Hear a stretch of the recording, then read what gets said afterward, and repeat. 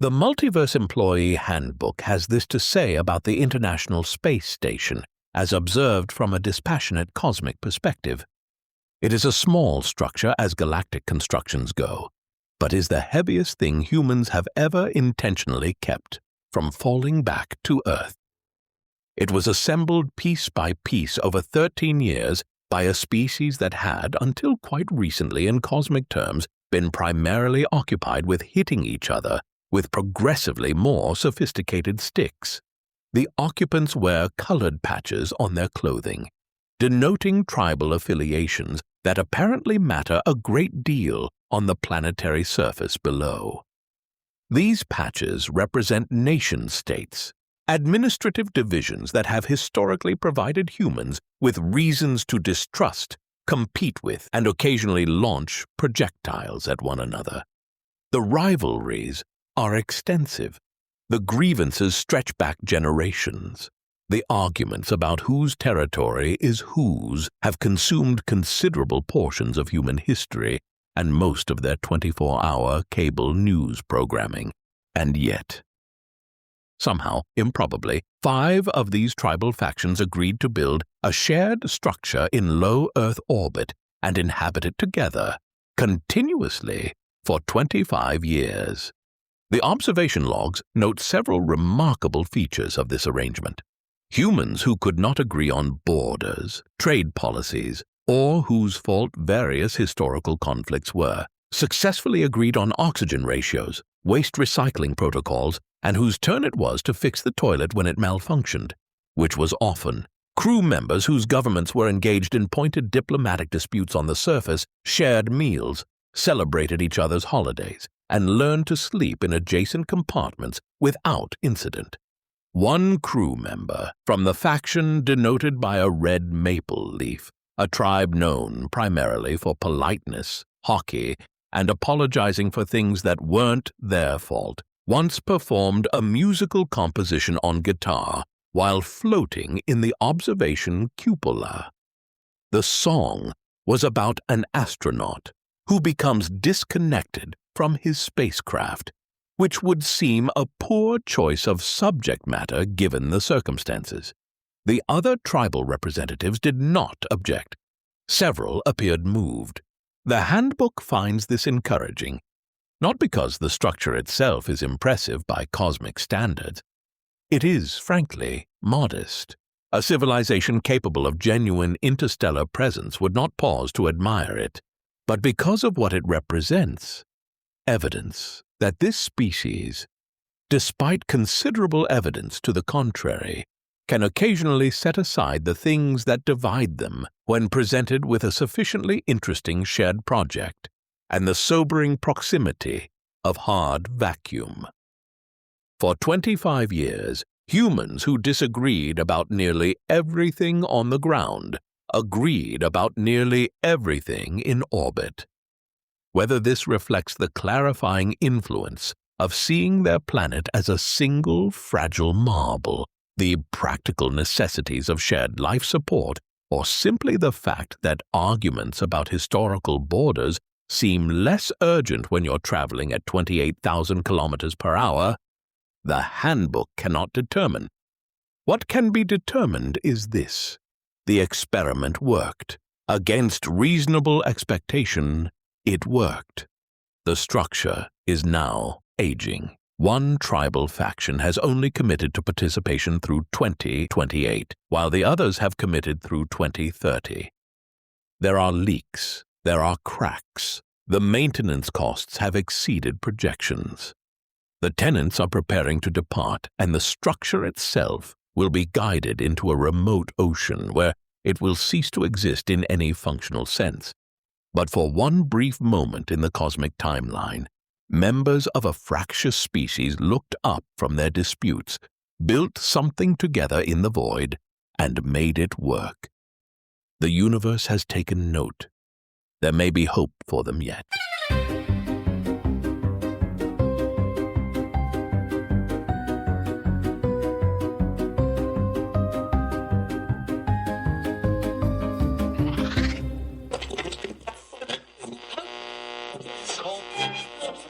You're tuned into the Multiverse Employee Handbook.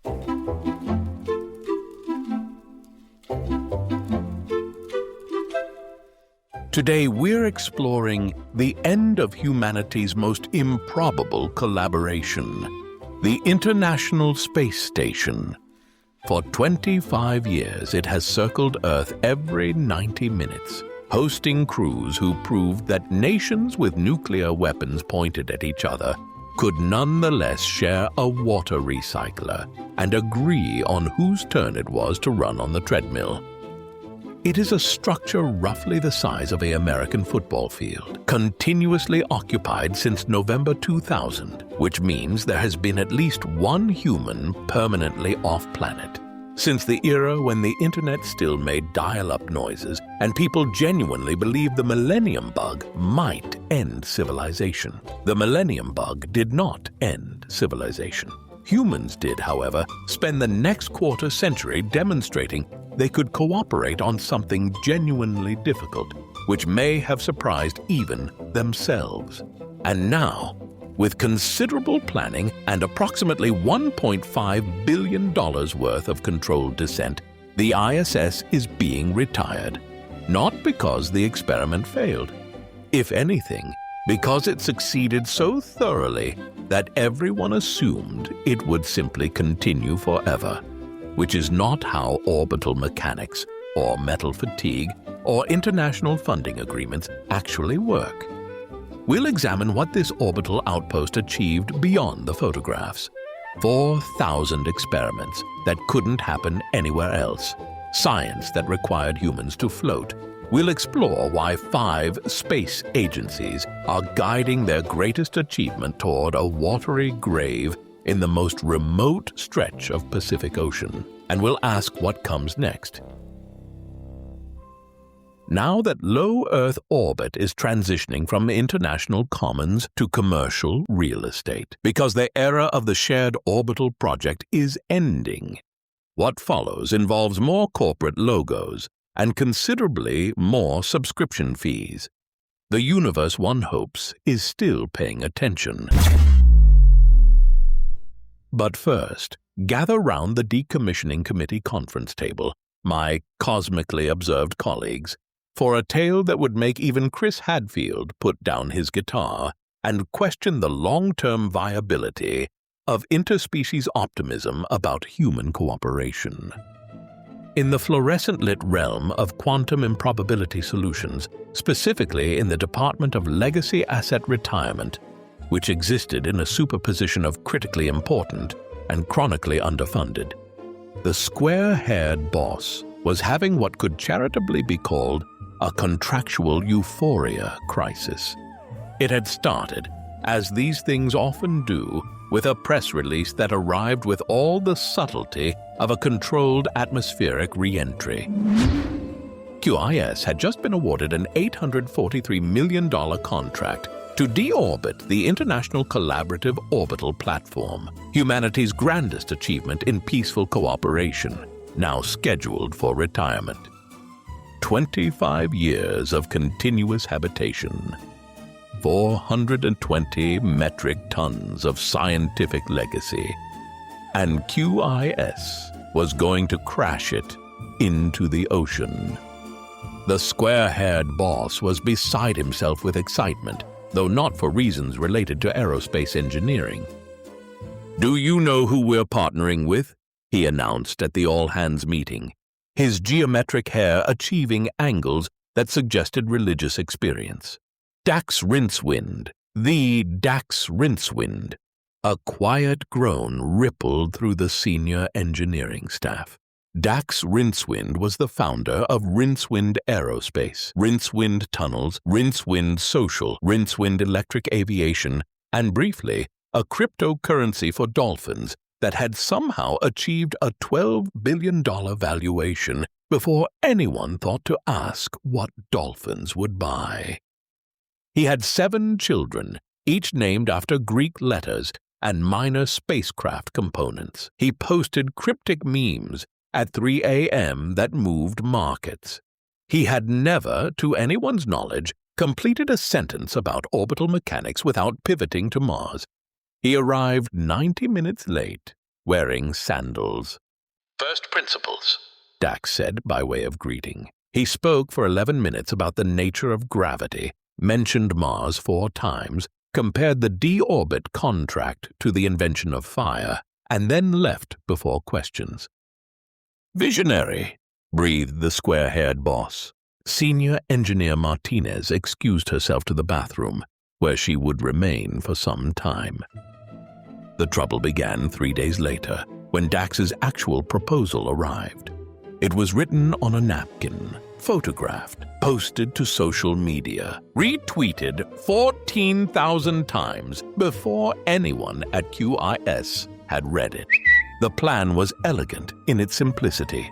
Crash the station into Greenland. "Ice absorbs impact," the napkin read. "Natural refrigeration preserves debris. Charge tourists to visit. $800 billion opportunity. First principles." Julia, the intern, was assigned to verify the calculations. She was in her 3rd week. She had a functioning grasp of orbital mechanics and, crucially, a world map. "There's a problem," she told the square-haired boss 48 hours later. "Problems are just opportunities in disguise." 57,000 people live in Greenland. I'm sure Dax has accounted for that. The napkin says, and I quote, "Greenland empty, all ice, no people, free real estate." Perhaps he means spiritually empty. It also confuses kilometers with miles. The debris field calculation is off by a factor of Julia. The boss deployed his patient smile. Dax operates beyond conventional analysis. He sees connections we don't. That's why he's a visionary, and we're... He gestured vaguely at the office. This. Julia went back to her desk. She stared at the napkin photograph. She thought about the 25 years of international cooperation currently orbiting Earth at 17,000 miles per hour. She thought about the astronauts who had called it home from 26 countries, speaking different languages, sharing meals and experiments, and the peculiar intimacy of watching 16 sunrises per day together. She thought about Greenland. Then she called a journalist. The story broke the following morning. Tech billionaires plan to crash space station into populated territory. The napkin went viral. Within hours, it had become a meme format. People were photoshopping it onto historical disasters. Someone put it on a t-shirt. The square-haired boss called an emergency meeting. "This is unfortunate," he said, not looking at Julia. Dax, appearing via video link from what appeared to be a submarine, was unperturbed. "Greenland was Phase 1, he said calmly. Phase 1 is always controversial. That's how you know it's visionary. Phase 2 is the real plan." He shared his screen. A new napkin appeared. "ORAC," Dax announced. "Orbital Retrieval Apparatus. Catcher class. We don't crash the station. We catch it." The diagram showed what appeared to be an enormous baseball mitt in orbit. "We catch it, Dax repeated. and we bring it down gently, display it somewhere inspiring. I'm thinking my property in Texas. Charge admission, educational, ecological, first principles." How large would this mitt need to be? Asked Martinez, who had returned from the bathroom with the haunted expression of someone who had seen too much. "Approximately the size of Luxembourg." And the materials. "That's what R&D is for." The propulsion requirements alone would... "First principles, Martinez. First principles." The square-haired boss was nodding vigorously. I think we can all agree this represents exactly the kind of innovative thinking that attracted us to this partnership. 2 weeks later, QIS received $2.3 billion in government grants for ORAC research and development. Congressional hearings praised the ingenuity of the private sector. The boss was photographed shaking hands with senators. Dax posted a meme comparing critics to people who doubted the wheel. Julia's leak was memory holed as a miscommunication during iterative design processes. Her internship concluded with a performance review that read, "meets expectations," and a letter of recommendation that praised her enthusiasm for regulatory compliance. The napkin, meanwhile, was auctioned for charity. It sold for $4.2 million to an anonymous buyer who turned out to be Dax himself. And somewhere, 400 kilometers above the Earth, the International Collaborative Orbital Platform continued its slow, steady orbit, passing over borders that meant nothing from that altitude, crewed by humans who had figured out how to live together in a metal tube the size of a football field, completely unaware that its retirement was now in the hands of a man who believed Luxembourg was an appropriate unit of measurement for spacecraft. The universe, as always, declined to comment.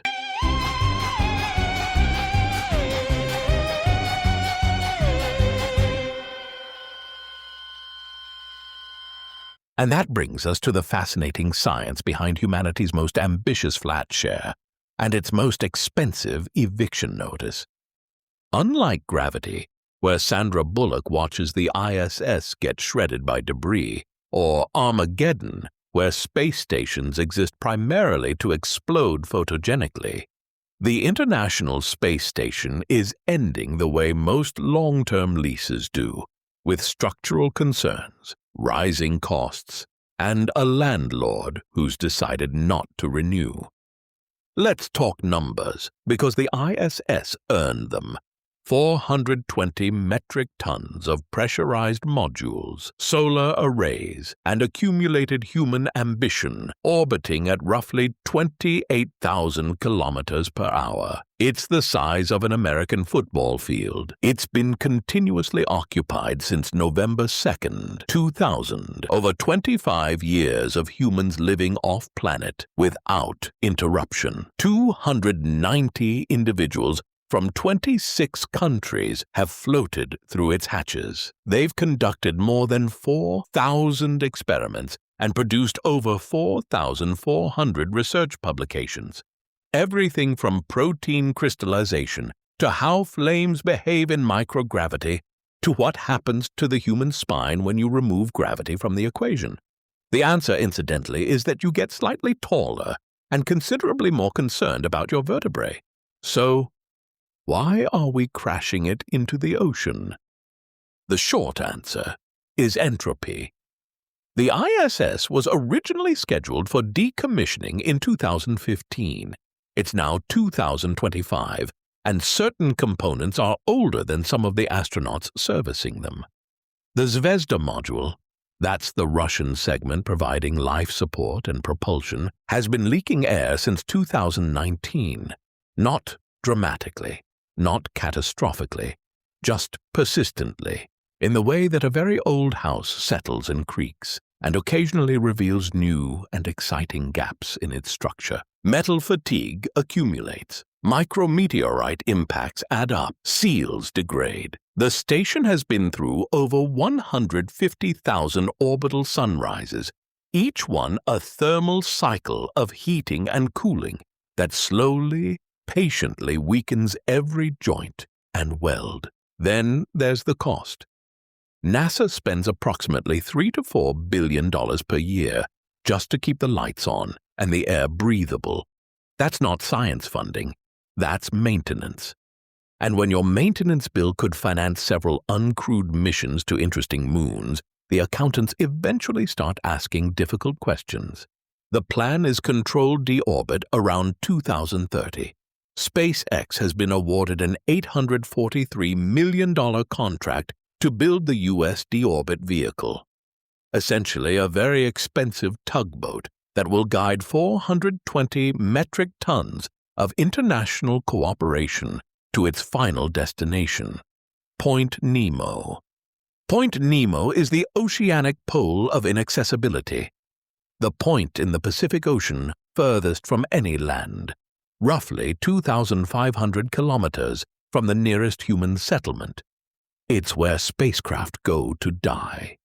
The seafloor there is littered with the remains of Mir, Progress cargo ships, and various other objects that outlived their usefulness, but were too large to burn up completely on re-entry. It's the universe's filing cabinet for things that served their purpose. Science fiction prefers its space stations destroyed dramatically, by aliens, by war, by HAL, deciding the crew has become inconvenient. Open the pod bay doors, Hal. The ISS gets the most bureaucratic ending possible, a scheduled retirement with paperwork, contracts, and international agreements about who's responsible for which piece of falling debris. When we return from this brief orbital decay, we'll explore how 5 space agencies managed to build the most complex international project in human history, and actually made it work. We'll examine what commercial space stations really means for the future of low Earth orbit. And we'll ask the uncomfortable question: when the ISS comes down in 2030, will there be anything up there to replace it? Or will humanity, for the first time in a quarter century, find itself without a permanent address in space?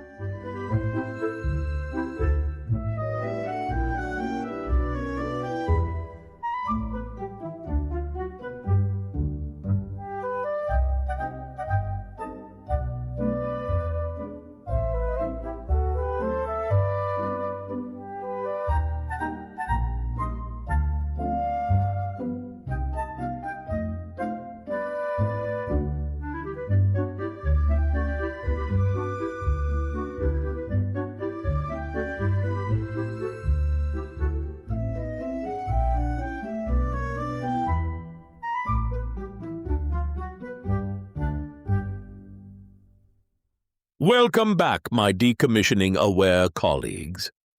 I hope you've spent the break updating your own orbital evacuation plans.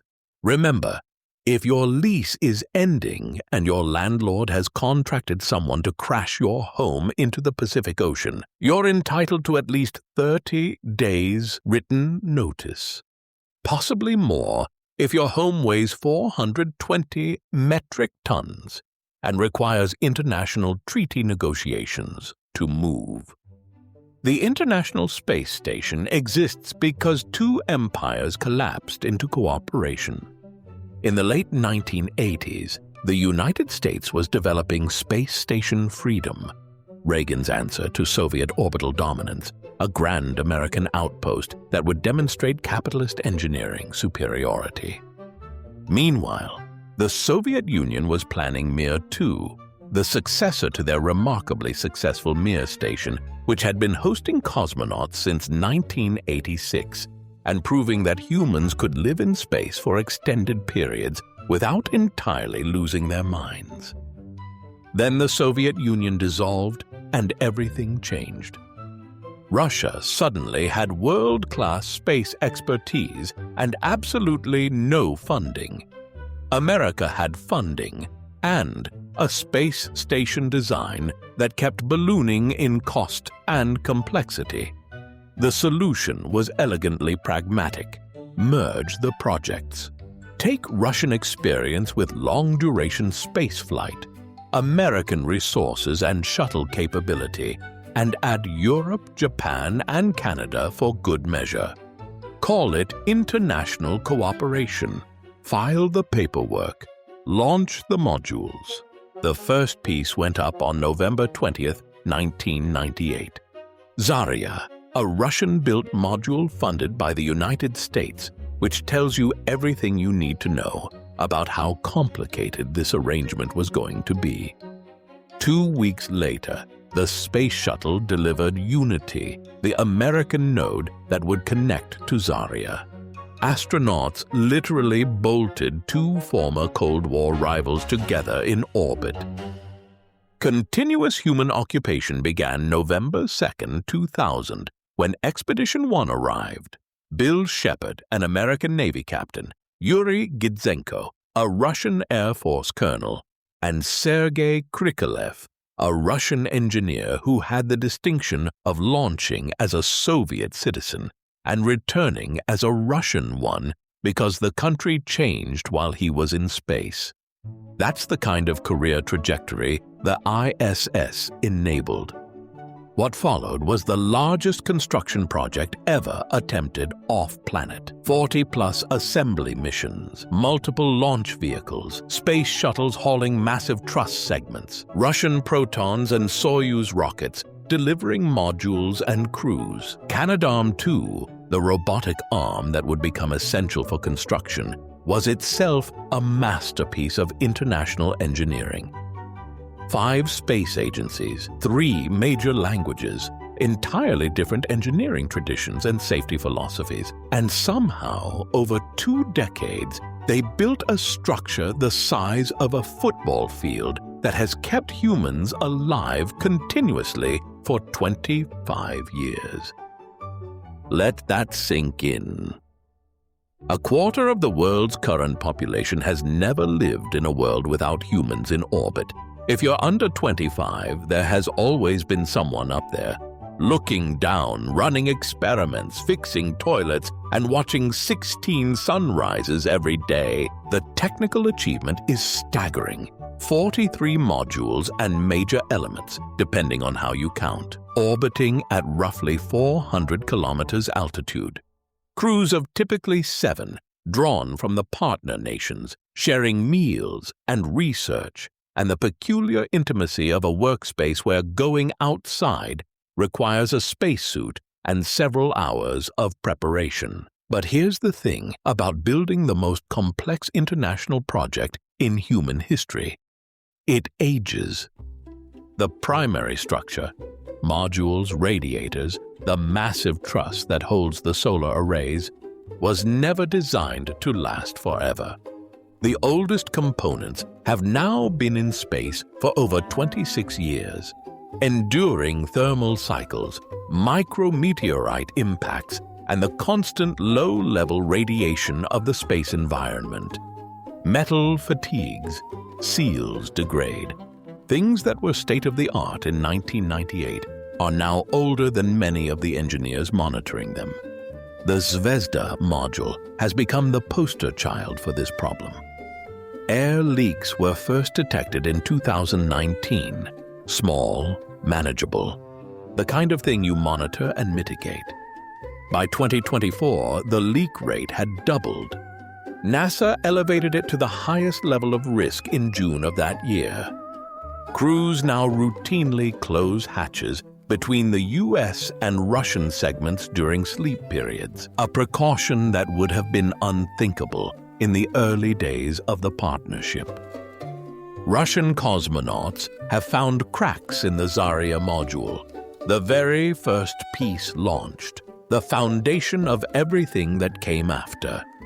The corporate analogy writes itself.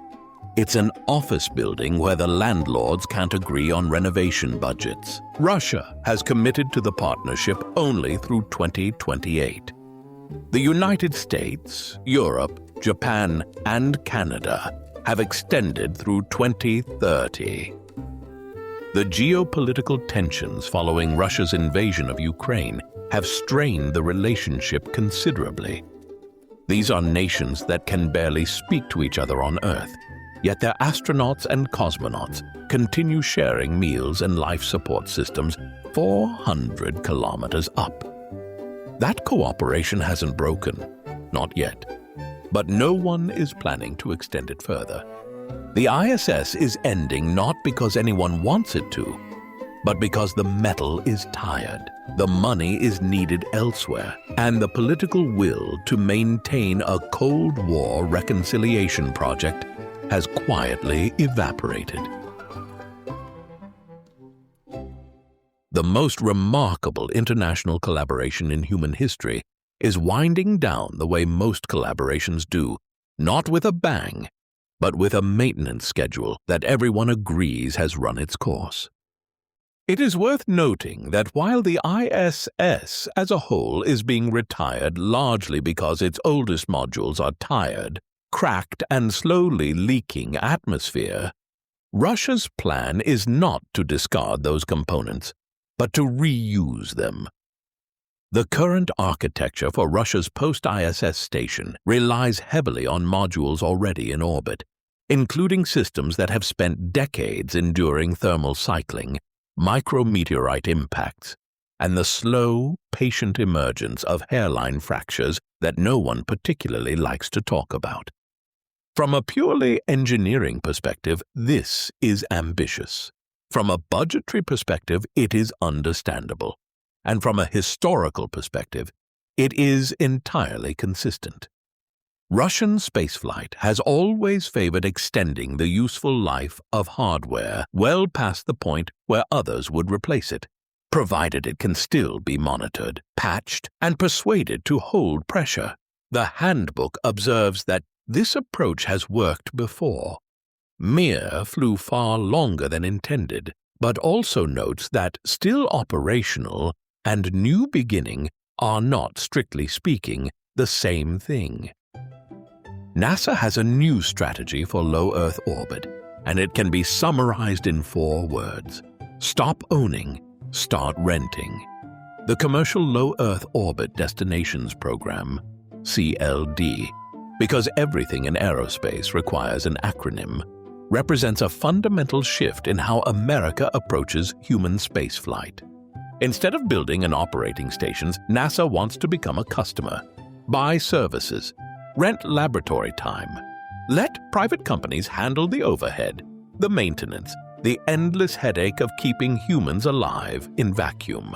To stimulate this market, NASA has invested over $400 million in private station development.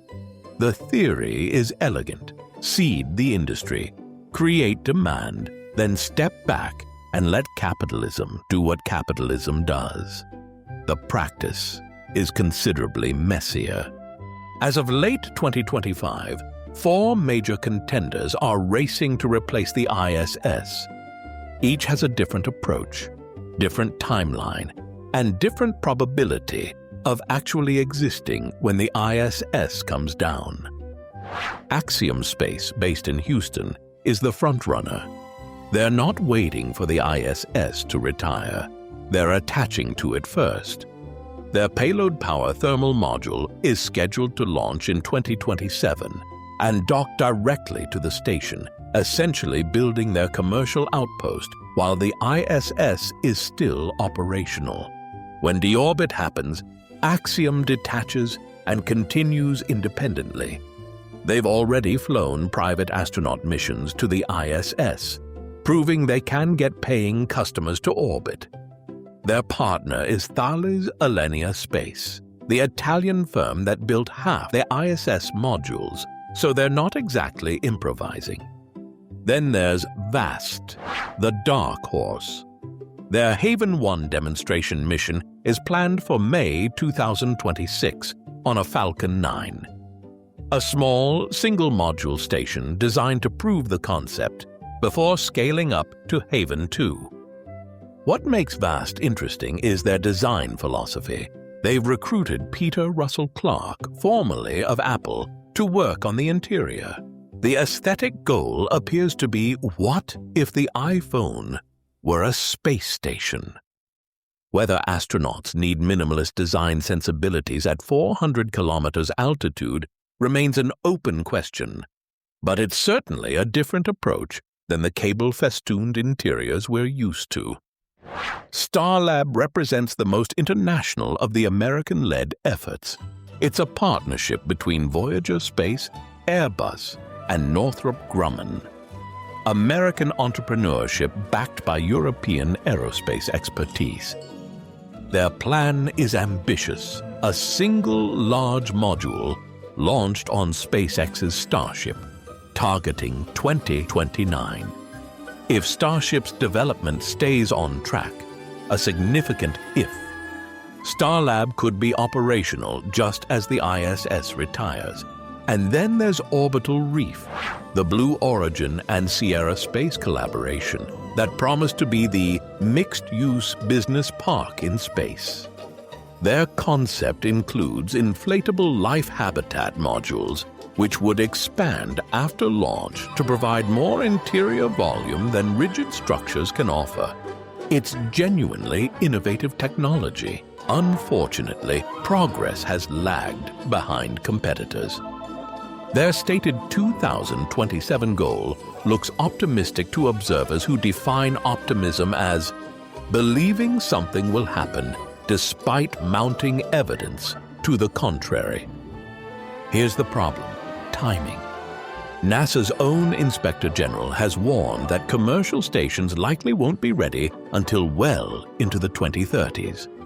The ISS is scheduled for deorbit in 2030. Do the arithmetic, and you get what aerospace professionals delicately call a capability gap, a period when the United States has no space station access at all. During this gap, China's Tiangong station, operational since 2021, continuously crewed, and notably not inviting American astronauts, would become the only permanently occupied outpost in low Earth orbit.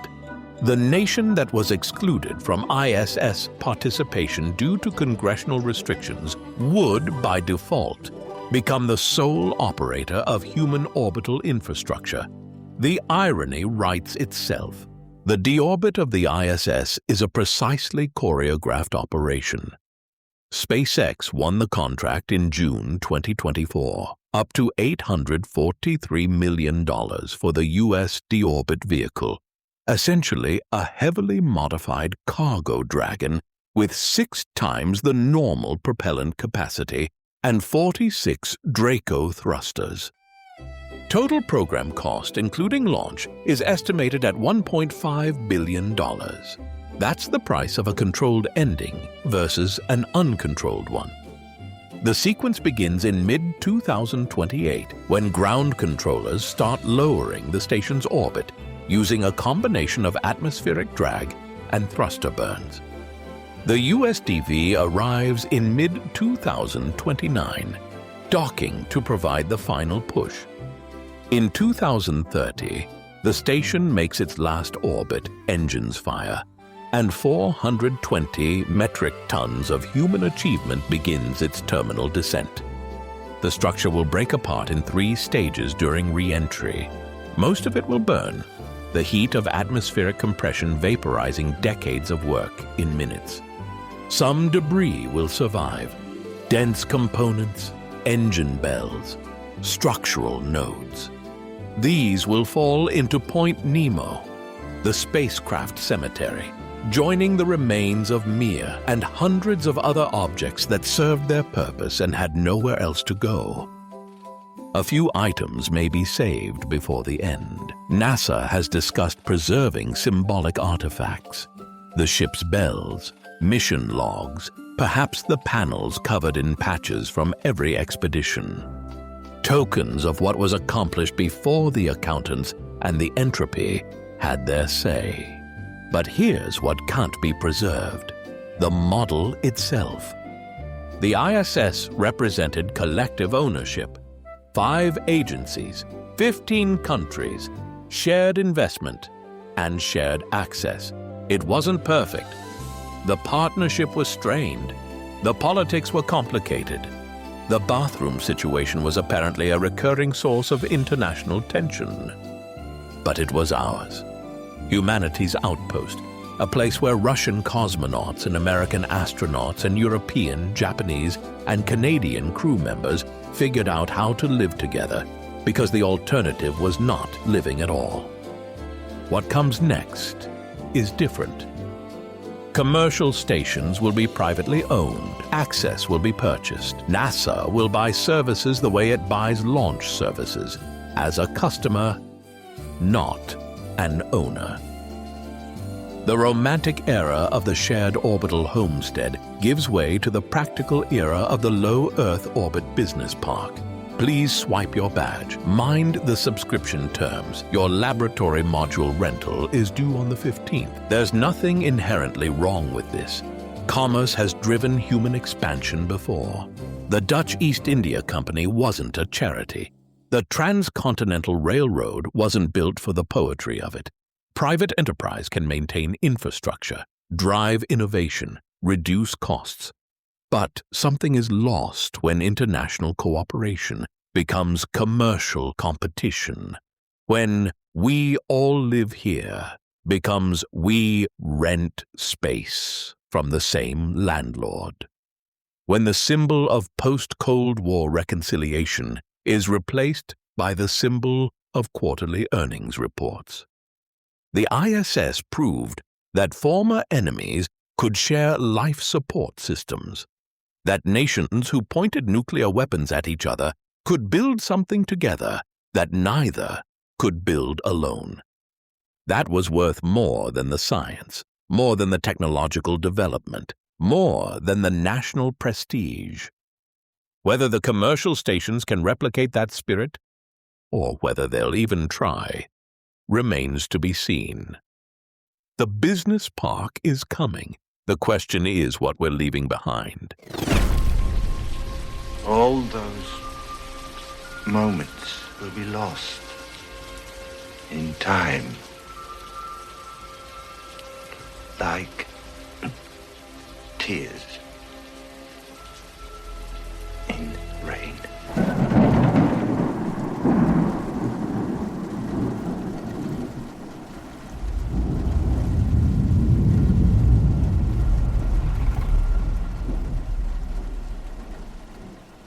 Well, my orbitally displaced colleagues, we've reached the end of another quantum decommissioning notice. Today we've learned that in the multiverse of human spaceflight, every space station exists in a superposition of vital international symbol and aging infrastructure liability until someone checks the maintenance budget. We've discovered that the International Space Station, humanity's greatest collaborative construction project, a football field-sized testament to what happens when former enemies decide to share a bathroom instead of pointing missiles at each other, is ending not with dramatic destruction, but with paperwork, contracts, and a controlled descent into the most remote patch of ocean we could find.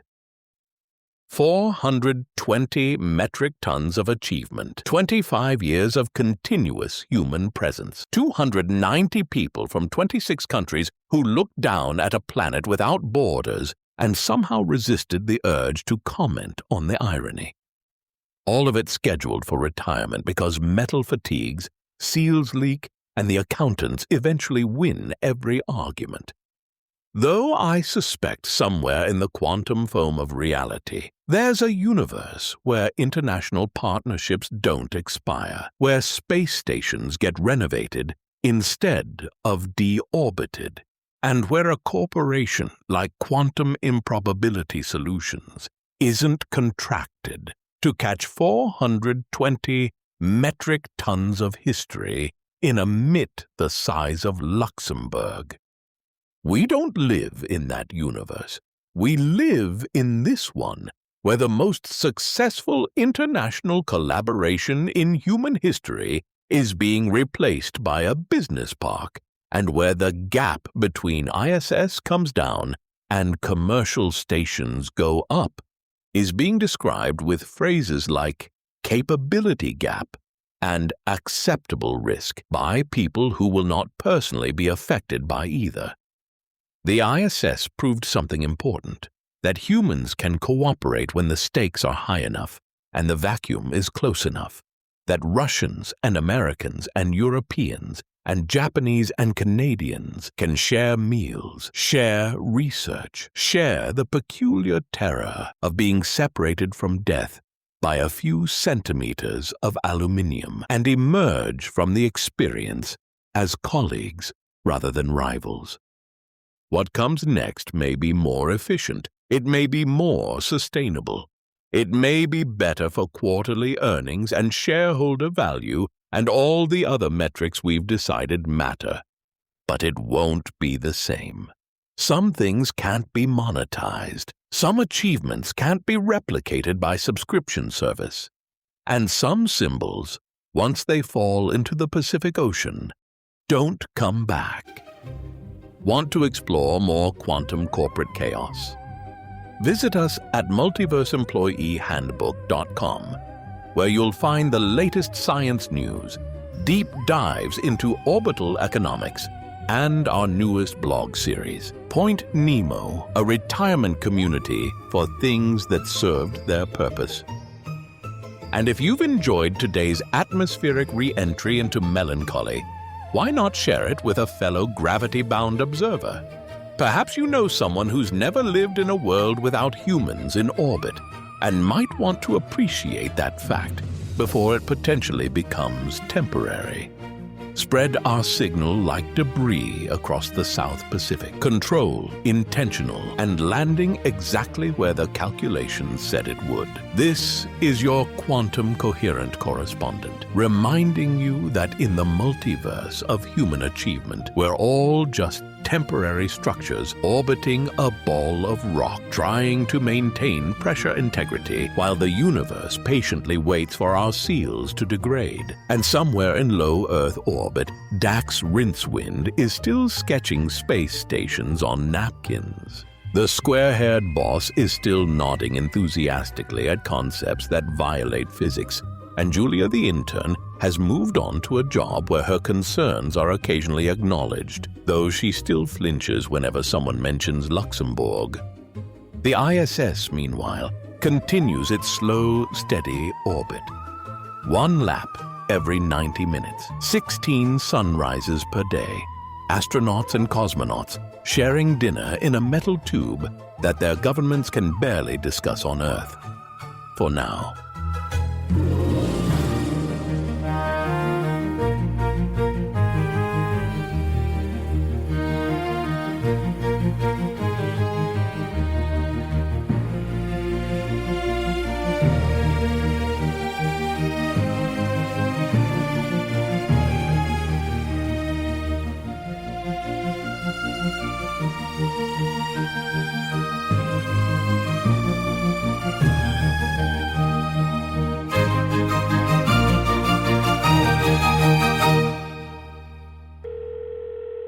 Hello?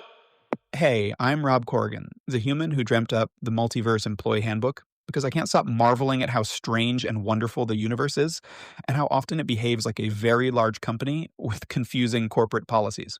In a world increasingly run by AI, I think it matters to be clear about what's human-made and what's conjured by machine magic.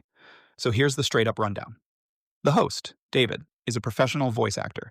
The voice you hear has been digitized using 11 Labs voice cloning technology, with his blessing and excellent enunciation. The episode thumbnails are created with OpenArt's AI models. Music and sound effects come from Pixabay, composed by human artists. Everything else, the writing, the jokes, the research, is 100% me, human hands, human brain, and occasional human muttering. Thanks for listening, and for being a good human in an increasingly automated cosmos. And if you like this show and make it this far, it would really mean a lot to me if you shared it with a colleague, a friend, or anyone. It's really the best way to make podcasts like this grow, and I sincerely appreciate it. Rob, do stop ringing after hours. The kettle's on and I'm halfway through a biscuit. Toodaloo.